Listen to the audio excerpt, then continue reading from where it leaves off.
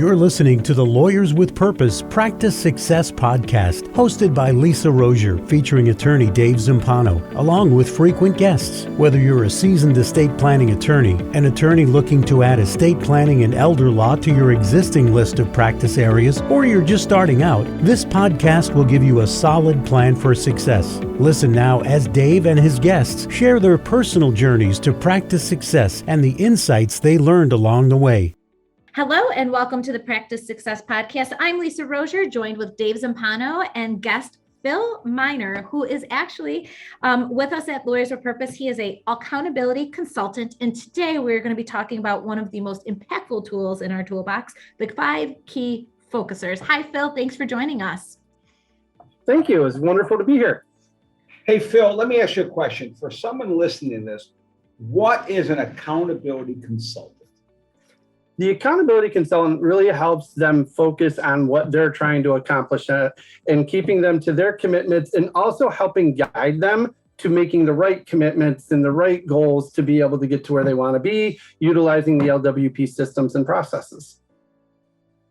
So you're the guy they hate to talk to but love. I don't know. I get a lot of high ratings. People love to talk to me. I can't say they don't love to talk to me, but yeah, it's that accountability that, they sometimes are like, oh yeah, I really didn't do this, or I really have to do this. But, I think they still love talking to me because we just have some great conversations and move people forward. So. And before we get into this, so I think this is an important distinction. And I think one that's important for listeners who are not familiar with how we do things at Lawyers with Purpose. Accountability, one of the biggest challenges we find with attorneys is they want what they want, but they don't hold themselves accountable to get it. Everyone wants to push a magic button and solve all their marketing problems. They want to push a magic button and be $1 million law firm. We have successfully done that many, many times here. And I'm going to say, Phil, you are usually at the front of it. You are probably our longest serving employee. Is that a fair statement? I think so, back with me back to the early days, the early 2000s. Yes. When this was a concept and an idea. Yep. And now here we are in 2022. And I think over the years, we've seen so many people want, but they fizzle out because they don't want to do what they have to do to get it. And the beautiful part about your role that I love is you don't care what they do. You let them choose. But once they choose, you just remind them of it. And then that's why I think your ratings are higher, because people do like accountability. People who do like accountability typically do succeed. So around accountability, one of the key tools we're talking about today is the 5 key focusers. So talk a little bit about that. What does a lawyer listening to this, who may never have been a member or never wants to be a member, but wants to understand about running a business successfully? This is a Practice Success Podcast. Talk about the 5 key focusers and how that impacts any lawyer having a successful practice. So the 5 key focusers really focus on their client enrollment and then their cash flow. And it's funny because some people are like, well, why do I have to project my cash flow? And that is such a huge element of being able to understand where you want to go as a business. But we have the initial contact focuser, which really tracks where is your business coming from. It helps you measure your marketing. It helps you see what is working in your marketing and what is not, so that you can make educational decisions instead of throwing things at a dartboard. The next part that the initial contact focuser does is it helps you look at your intake. So once someone does contact you, what are they doing? Are they coming to what we would call one of our educational workshops, where they come in and they get this beautiful education before they meet with us? Or are they coming in and are they scheduling a meeting? Or are we doing a lot of follow-up? So like somebody who gets people from the website or something like that, and they get a lot of web contacts, they might have a lot of follow-up to do initially to get somebody in there. But this allows you to be able to see what is actually happening. Are there people coming in that you might need to refer out because they're coming in for the wrong thing? And, well, wait a minute, what brand do I have in the marketplace? So the initial contact focuser really allows you to see your marketing results and your intake results, which is really powerful, because if you're spending money and you get people to contact you, but they're not doing anything, you have a problem. Or if you're not getting the leads you need, then that's a problem. So the initial contact focuser really allows you to look at those 2 key elements. Then Phil. Yes. I just want to catch that because that was said so well. I can't even add to it. I always love to add whenever I can. But initial contact measures when someone calls your office and how they got to you. So it tells you what marketing things drove. So is it from a professional relationship? Is it from a marketing campaign? Is it from a website? So it measures all those things so you can measure marketing. But then you said, this is beautiful. Because I think there's a lot of firms don't measure this. And I think this is one of the biggest mistakes they make. When the call comes in, what happened to the call? Did they come into your office for an initial meeting? Did they go to a workshop? Did they need follow-up? Or did you refer them out to someone else? Because sometimes you might have relationships with other attorneys that you refer out to them, they refer to you. So it's a good way to keep track of that. Really, really cool. So just real quick on that before we get to number two, when you're working with members who are new to this, how do they absorb it? Well, at first, you just have to get them to focus. But what happens is, as soon as they start to do it, the intentionality changes around what they're doing. The intentionality changes around their marketing. Now they're looking at, oh, wait, how do we do this? Or how do we reach out to this? So it really changes the conversation around their intentionality. And what I always see is once people start doing the initial contacts, the numbers start to improve. If it's focusing on their intake starts to improve. They get their client services person that's taking the calls, better training if they're not moving them forward, or vice versa. You know, there's a paradigm, Phil, well said, there's a paradigm. I forget the name of the paradigm, but it says if you're ever struggling in any area of your practice, start to measure it. When you measure it, it improves. All things that are measured improve. I forget what that paradigm is called, but great analysis. So what's the second focuser? Initial contact focuser is one? Is the workshop focuser. And the workshop focuser really helps you look at your workshop. And there's a couple things you want to look at. The first one is your registrations versus attendee. So especially with the age of Zoom and everything else, if you're doing virtual workshops, or even personal, how are you getting people to the presentation? Oh, we get a lot of people signing up, but we don't get a lot of people to attend. Well, let's look at your registration process. Maybe there's something broken in there. The other one is the presenter's key performance, which is how many people say yes. You want to know how effective the person that's delivering the workshop is in conveying the value of wanting to have an appointment with the firm. So that's the first key performance indicator that we measure with the workshop focuser. And then the second one is how many actually scheduled the meeting. So of those that say yes, how many do we actually get to schedule the meeting? Because it's great if we can get people to say yes, but if we don't get them in, and I remember an example where, you had a great workshop, lots of people said they wanted an appointment, you went on vacation thinking everything was going to come back, you came back and everything was empty and no calendar because there was a lack of follow-up after the workshop. So this really helps them be accountable, not only to what happens in the workshop, but what happens after the workshop to get appointments. Phil, that's a huge one. And I think, your examples, I remember that day. The powerful thing here is, I've said this a million times, you'll laugh when I say it. If you're going to give a presentation and not get evaluations, go sit on the beach or go be with your family. Mm-hmm. You should never give a presentation without an evaluation. Why are you speaking to someone if you're not going to ask them to at least give them the opportunity to come in and work with you? So what I love what you said about the workshop, folks, it measured three things from what I heard. Number one, it measures how many people were registered and how many came. So you can start to measure when your client service coordinator says, hey, we're going to get you in a workshop, they say, yeah, great. And then they don't come, right? So that's number one. If you see too many people not coming, there's probably a problem with the messaging or the upfront content. Secondly, you're saying now we're measuring the presenter. Are they properly enrolling those people in the presentation to say, look, this is here for you. How does it apply to you? Come in and see us and we'll show you how. The vision meeting, right? So now so I know in our office, we've been tracking this for 20 years. We know that we have about an 88% yes rate, meaning in our presentations, our workshops, 88% of the people say yes, they want a meeting. But we also know that the actual rate that actually come in and register is about 62%. Now, isn't that amazing? I can tell you that over my 20-year average. I could also tell you last month, last quarter, last year. And the reason why that's important is when you start to see those trends change, it usually relates to a breakdown inside the process. Could be within. I remember one month, I remember Cindy, way back when, there was no follow-up. Turns out her brother was diagnosed with cancer. She was really distracted. She was our number one person to follow up. We dropped 30% in 1 week with our conversions from yeses to in the meeting. So these are real tracking and measurements. And then the third thing, what was the third thing? Did I capture all three? Oh yeah, the follow-up was the third thing. So yep, Great assessment. Next one, Phil. So we the have next one is kind of a combination. It's the pipeline and pipeline results. So the pipeline focuser tells you how many appointments you have coming up. We usually measure like 14 days. Some firms go a little bit longer, depending on what their key performance indicator number is. So if you know you need to have, let's say, 15 or 16 initial/vision meetings every month to hit your goal, that's what you're measuring in your pipeline is how strength do I have to hitting those 16. Now, again, you want to have, if you have 16, you want to have 8 over those next 14 days to know that you're, hitting your strength point. So the pipeline helps you look at how strong you're building the pipeline coming in. Pipeline results focuser helps you look at the results. So after I have those meetings, what happened?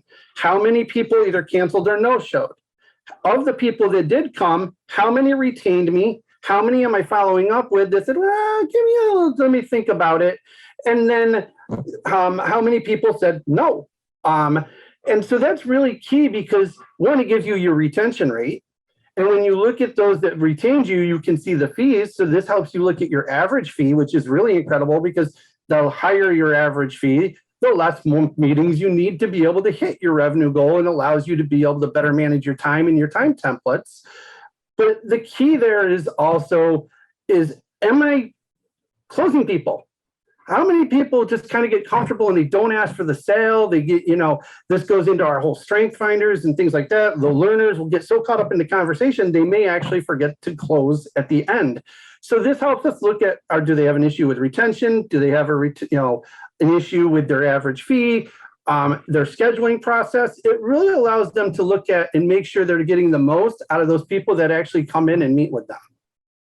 I love that. So again, you've done such a nice job. Here's my repositioning of that. Pipeline focuser identifies all the people who have said yes and are working themselves through the process from learning to engaging to getting done. So you're getting your conversion rates here. You're getting your average fee rates here. And in my office, where you have multiple attorneys, you can actually see one attorney's rate versus another who has a different higher rate, things of that nature. And then you start to build the metrics to rely on going forward. Great explanation. Absolutely love that. What's the fourth one, Phil? Before we get to the fourth one, even beyond that, you can actually look at those results based on matter types, Medicaid, estate planning, all those different elements. You can actually look at those individually as well. You could do it by service then. Here's our success rate on Medicaid cases, on probate trust administration cases, on estate planning cases. Yes. Yeah, cool. Basic, simple plans. Love that. So you can start to identify the different types of plans and your success rates. Cool. And then the last one is the cash flow focuser. Cash flow focuser looks at, from the calendar standpoint, when you know you have an appointment. So in our process, in the LWP process, we have a design meeting and a signing meeting. We get 50% at the design and 50% at the signing meeting. So with those meetings, what we're looking at is how much cash flow do I know is coming in the door based on those meetings, and I can plan for it. It's not like, well, you know what, if I get 50% up front, well, do I know I'm going to get it? Nope. I can maybe gauge but it's always a guess.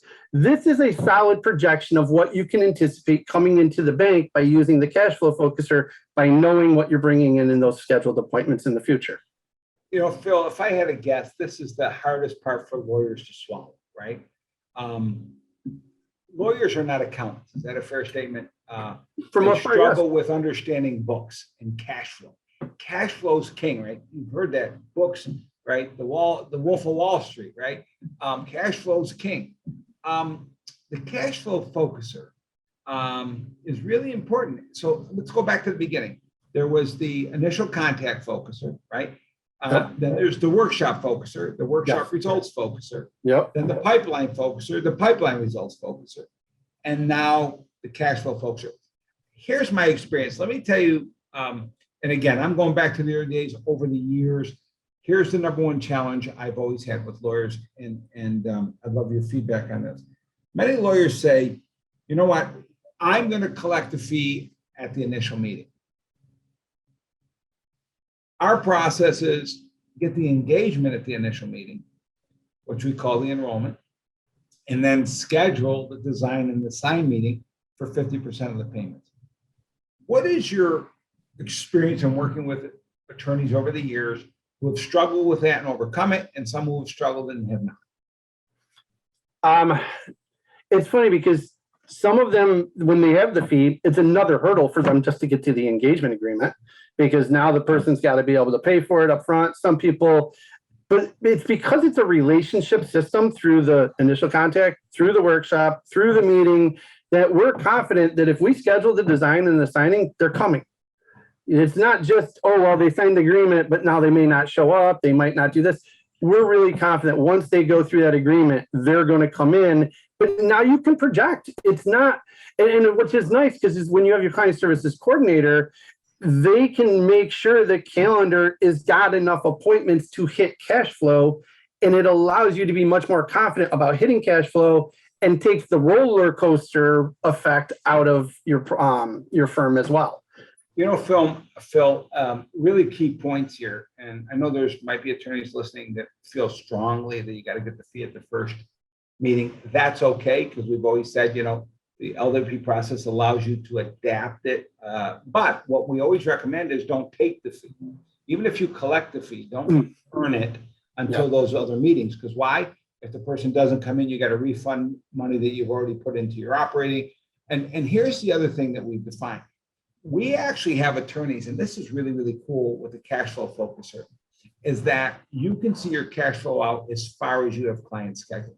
So if you have 5 clients come in today and one schedules a meeting next week, one schedules 2 weeks out, 3 weeks out, 4 weeks out, 5 weeks out, that starts to build your pipeline of cash flow. Would you believe, Phil, I don't even know if I told you this, we have one member I was speaking to recently. Do you know how far out his cash flow is built? So we are doing this recording. I want to say, if it's the one I see, February, close to 4 months to 5 months out. It's very this difficult to guy's get into July. We're in February. He's booked into July. Now, again, crazy. He's got a beautiful business to do that. But here's the difference. Do you know what that does to your ability to be a lawyer instead of trying to run and chase? One of the things I've always found, Phil, and give me your input, is what I call a roller coaster, right? Many lawyers go out and market, and then they get all these calls, and then they get busy, and they stop marketing, and then all of a sudden they get the work done. All of a sudden there's nothing in the pipeline. All of a sudden they're down the roller coaster again. They're heading down. Oh my God, I got to go market, and then I pound the pavement and get them in. Okay, we're gonna do it. Oh my God, I got nothing in the pipeline. So we're going up and down this roller coaster. The systems and processes kind of level out that roller coaster. Talk a little bit about that and your experience in working with. It's funny you asked that, because I had a call today with a member, and my call was about this, and we were talking about the focusers, and they're like, I thought the roller coaster was just the way to be. I didn't know there was a way to actually level it out. And then they're like, for the last 7 months, I was at consistently my $25,000 to $30,000 revenue goal regularly. It's like, it wasn't like it was way up and then way under and way over or way under. He said, you know, he finally found the way to find the consistency, and that was through the focusers, making sure that each one was close to where it needed to be as far as the key performance numbers. And you're not going excess and marketing and blowing up your initial contacts, but the following month it's almost nothing because you're not putting the same effort in. So the consistency is huge, and it allows much happier, because also those months that you're working really hard and marketing less, you're probably working even more hours. So there's a lot of anxiety, there's more stress, there's more hours that get put in when it's the roller coaster. So I love being able to smooth out the roller coaster. All right, Phil, I'm going to put you on the spot here, and let's be realistic, right? This all sounds wonderful. And what people don't even know, then we have the dashboard to profitability, right? Which accumulates all 5 of those reports on one single dashboard by week. Really cool. Yep. Realistically, from when you first start working with someone as an accountability person, how long does it take them to get to start, not when they get really successful, like the guy who's out 6 months, but realistically, what's the timeline for someone to start to adapt this and start to build their pipeline and level out those ups and downs? Once we start really working on the process, not long. we can get them to learn how to put the data into the initial contact, into our database system action step, whatever it might be. But you can use the sheets that we use for the one-day intake sheets to say, okay, here's how many people I had contact me. Oh, here's what they did, and plug it into the dashboard and build the focusers, So realistically, 3 months, you should have focusers and be able to start managing your business. Which means 6 months for most people. Learn education-wise first. Yeah, so here's what I say. That means 6 to 9 months for most lawyers because they have to do it their own way. They're rubbing That's into true. list. Overcome obstacles. Yeah, you got to come over our own obstacles, right? Thinking Right. differently. Yep. So the beautiful part about that is, Phil, is this. Here's my answer to that.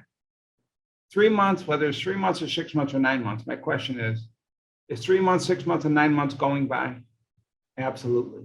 The only question is, what are we doing during that 3 months, 6 months, and 9 months? So that being said, Lisa, I'm going to kick it back to you. Phil, How intentional are you over those 3, 6, 9 months? I think is really what adds more to it. Yeah. And that's the thing, being accountable to your intentionality, right? That's Right. even more important. Yes. Yep. And I think that's the thing that, it doesn't matter when you take a step back. Listen, their job is to see the clients. You're serving the clients first. So you have to be very diligent in terms of taking the time out to learn and to have those meetings with you, Phil, and you're holding them accountable and you're having the conversations of moving yourself forward. And then it's not just the attorney. If you have a team, the team also has to have the right mindset and understand the tools as well. Yeah. And accountability is across the board. Phil, Yep. Thank you for your service. The members love you, and you're a great attribute to their success. And it's just by your consistency and making them back to the key focusers. Great stuff. Thank you for sharing. So just as a quick recap, Phil, just give me them really quick. The first one is The initial contact focuser, then workshop focuser, followed by workshop results. Got to measure both. all Then right, there's and the then pipeline results focuser, and then Yep. cash flow. there you go. Thank you so much for the conversation. And for all of our listeners, you can check out additional episodes at lawyerswithpurpose.com. Thank you. Thank you for listening to this episode of the Practice Success Podcast. Visit www.lawyerswithpurpose.com/podcast to listen to other episodes and to subscribe. We'll see you next time.